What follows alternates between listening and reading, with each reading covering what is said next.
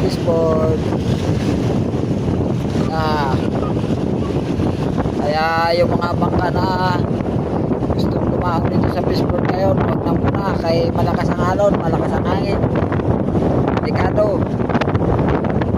Kaya mga madaong na mabuti, maaari bang masira ang mga bangka ninyo.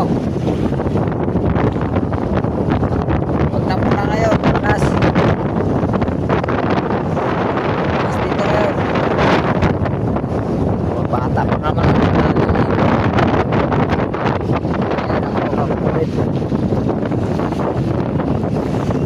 mga bata, huwag kayo maglayo.